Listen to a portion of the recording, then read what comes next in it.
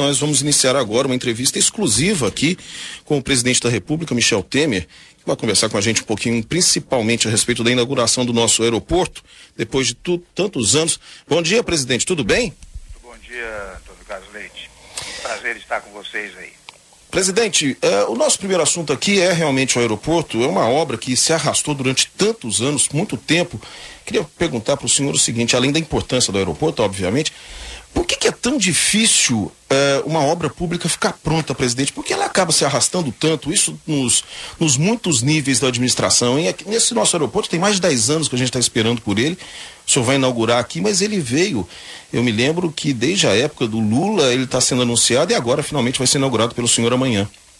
Você sabe, Antônio Carlos, que na verdade ao longo do tempo eu percebi exatamente isso, tanto no tempo que eu era deputado, como quando fui vice-presidente. E quando entrei aqui, você sabe que eu estou aqui há 1 ano e 11 meses, uma das primeiras providências que nós tomamos foi verificar quais as obras inacabadas, tanto obras pequenas como obras mais grandiosas, né? O aeroporto, por exemplo, é uma obra grandiosa.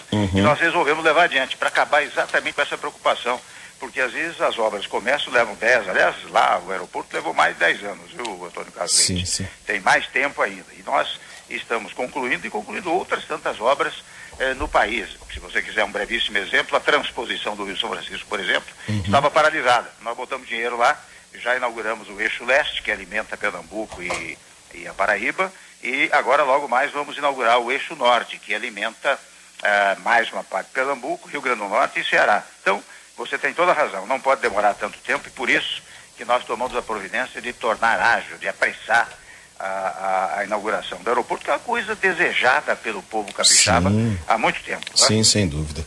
Agora, presidente, tem os assuntos nacionais que a gente gostaria de tratar aqui, alguns bastante urgentes, como aquele que aconteceu ontem à noite.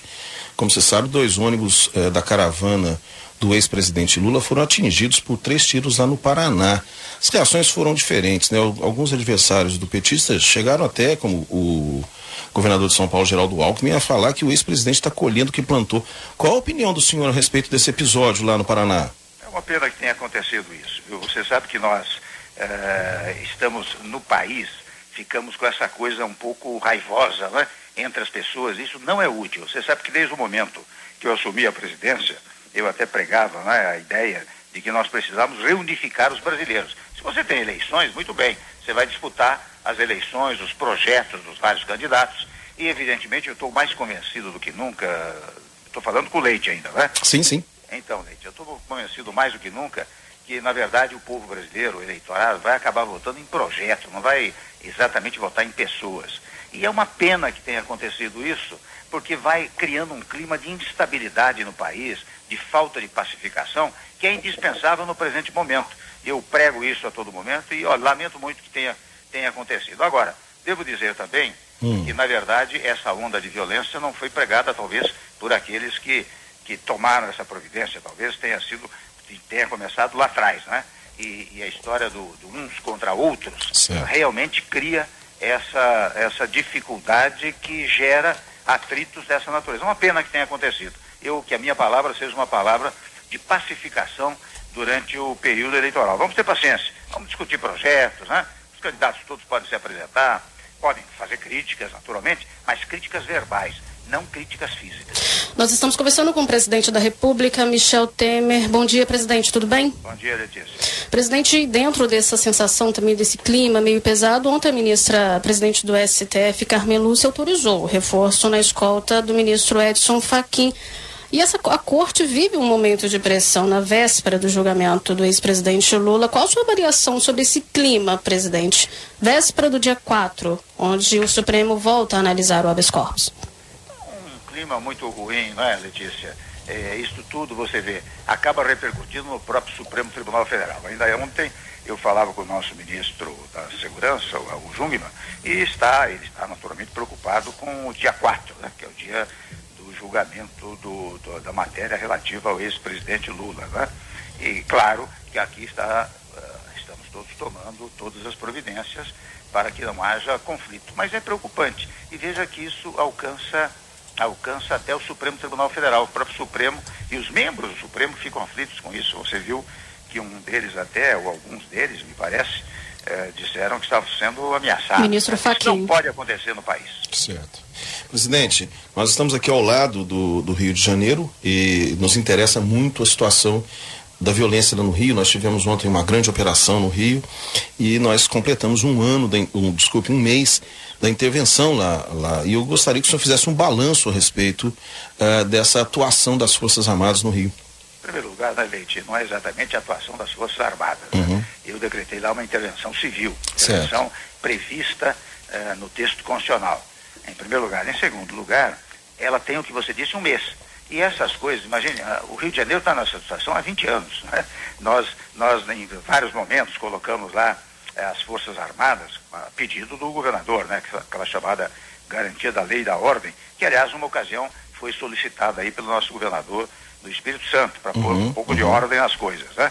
Mas o fato de termos lá as Forças Armadas sem um poder de administração, ou seja, sem a União Federal estar administrando a segurança pública, não dava resultados eficientes. Daí porque nós decretamos, e devo dizer a você, decretamos de comum acordo com o governador Luiz Fernando Pezão, né? Decretamos numa parte, na segurança pública e no sistema penitenciário. Agora, ninguém vai imaginar que basta decretar a intervenção que está solucionado o problema de segurança. Ao contrário, o que está havendo, e é verdade, está havendo uma certa reação do banditismo, não é? Das organizações criminosas. Mas o fato é que já começou a produzir resultados. A apreensão de cargas roubadas, a apreensão de droga, só numa apreensão lá no Porto, eles apreenderam 1,5 toneladas quase de cocaína, ou seja, está dando resultado. Agora, não vamos ter ilusão de que em 1, em 2 meses está tudo resolvido. Isso pode levar vários meses, e quantos meses sejam necessários, você veja. Eu decretei intervenção até 31 de dezembro deste ano, né? Portanto, durante todo o meu período governamental. E a primeira informação que eu tenho, aliás, de pesquisa, é que mais de 75% da população do Rio aprova a intervenção e aplaude a intervenção e se sente confortável com as forças federais que estão lá, as Forças Armadas, a Força Nacional, a Polícia Federal, né? E que trabalham, veja bem, em conjunto com a Polícia Militar e com a Polícia Civil, ou seja, todo o aparelho de segurança do Rio de Janeiro foi substancialmente reforçado. Nós temos certeza que isso vai acabar dando certo. Ok, estamos conversando aqui com o presidente da República, Michel Temer, que vai estar aqui no estado, amanhã aqui em Vitória, para a inauguração do novo aeroporto aqui da cidade. Presidente, falar um pouquinho de política. Ontem nós tivemos a confirmação da ida do ministro da Fazenda, Henrique Meirelles, para o MDB, e fala-se muito da formação de uma chapa puro sangue do senhor como candidato a presidente, candidato à reeleição, e ele como candidato a vice. É isso que está se desenhando mesmo, presidente? Isso temos que dar tempo ao tempo, né, Leite? Você sabe que em política, um dia é muito, imagine vários dias, né? Primeiro ponto, não é verdade? Segundo ponto é que o ministro Meirelles, pode ocupar qualquer cargo no país. Ele está habilitadíssimo a ocupar qualquer cargo no país. É claro que nós temos uma boa interlocução. Eu e o Meirelles trabalhamos muito juntos ao longo desse período todo.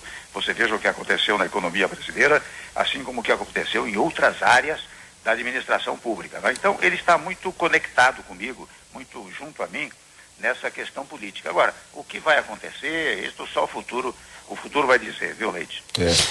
Letícia? A gente tem também, dentro dessa questão de política, presidente, 2 possíveis candidatos ao Palácio do Planalto que são aliados do governo, né? A pergunta que fica é: quem que vai defender essas conquistas e como que fica a reforma da Previdência? Vai ficar para o próximo governo? Olha, Letícia, o que acontece é o seguinte: uma das razões pelas quais, num dado momento, eu dei uma entrevista dizendo, olha, não é improvável que eu possa vir a ser candidato. É porque, de fato, o governo precisa ter um candidato, primeiro ponto, e ter um candidato que defenda as grandes realizações do governo. Você veja, de vez em quando, Letícia, viu, Leite? De vez em quando eu digo o seguinte: olha aqui, o candidato da oposição vai ter uma dificuldade extraordinária, quem se opuser a nós, pelo seguinte, porque ele vai ter que dizer, olha, eu sou contra, vou dar alguns exemplos. Sim, pode falar. Eu sou contra o teto dos gastos públicos, eu quero gastar à vontade, não quero saber de nenhuma espécie de restrição aos meus gastos, primeiro ponto. Segundo ponto, eu sou contra a reforma do ensino médio, porque eu quero aquele ensino anacrônico, superado, que há mais de 20 anos era desejada essa reforma e não saía. Eu quero destruir a modernização trabalhista. Eu não quero essa criação de 1.500.000 postos de trabalho, mais de 480 mil carteiras assinadas, que se deu nesses 4 meses. Eu sou contra essa inflação ridícula de 2,8%. Eu quero aquela inflação de 10,28%. Eu sou contra os juros de 6,5%. Eu quero a taxa Selic de 14,75%. Então, eu estou dando alguns exemplos para dizer que eu preciso de alguém também, ou eu próprio, não sei, aí não sei dizer, o futuro vai dizer, que possa dizer essas coisas que eu estou dizendo, que são coisas mais do que naturais, não é? Então, daí porque nós temos dito, olha, o governo precisa ter um candidato, primeiro ponto, e segundo ponto, o governo precisa ser defendido no sentido de propagar aquilo que o governo fez em favor do candidato do governo. E sobre a reforma da Previdência? E a reforma da Previdência, sem dúvida, você sabe que eu tive que paralisá-la em face, porque a administração também, viu, Leite, ela é uma pauta de valores administrativos. Certo. Quando surgiu a questão do Rio de Janeiro, e também, convenhamos, o problema da segurança pública em todo o país. Eu avaliei essas duas pautas. Deixo lá no Rio de Janeiro como está, que de alguma maneira ela se reflete, quando as coisas se desandam no Rio de Janeiro, elas servem de mau exemplo para o país, porque desandam no país, né? Ou eu prefiro a intervenção. E se for a intervenção, a consequência será a paralisação da tramitação de uma emenda constitucional. A Previdência vem por meio de uma emenda constitucional. Entre esses dois valores, eu entendi que o valor maior era a questão da segurança. Tanto que cuidei da intervenção de um lado, e veja bem, mas ao mesmo tempo criamos o Ministério da Extraordinária da Segurança Pública, para coordenar e integrar a segurança pública em todo o país. Então, entre esses dois valores, eu optei por isso. Ora bem, e ademais disso, eu devo dizer que como fizeram muita campanha falsa em relação à Previdência, percebeu-se que neste ano, por ser um ano eleitoral, não seria muito fácil conseguir fazer tramitar a reforma da Previdência. Agora, eu coloquei na pauta política do país, a reforma da Previdência. Ela pode ter saído da pauta legislativa, não saiu da pauta política. Esteja certo, Leite, viu, Letícia? E não haverá nenhum candidato a governador, a presidente da República, a senador, que não tenha que vir a público e dizer eu sou contra, eu sou a favor de uma reforma da Previdência. Então, se não for feita neste ano, será feita no ano que vem, induvidosamente, eu não tenho dúvida disso. Presidente Michel Temer, que amanhã estará aqui em Vitória, né, presidente, inaugurando o aeroporto. Iniciamos essa entrevista com o senhor falando sobre esse assunto, inaugurando o novo aeroporto de Vitória. Para a gente encerrar esse bate-papo, gostaria que o senhor também falasse um pouquinho a respeito desta obra para a população. E dessa visita, eu acho que é a primeira visita que o senhor faz oficialmente aqui ao Estado, né? O senhor esteve aqui, se não me engano, com o governador há um tempo atrás, mas oficialmente é a primeira visita que o senhor faz como presidente aqui ao Estado, não é isso? Eu tive apenas a satisfação de almoçar um dia com o governador, há tempos atrás, mas eu e ele apenas foi uma visita mais pessoal.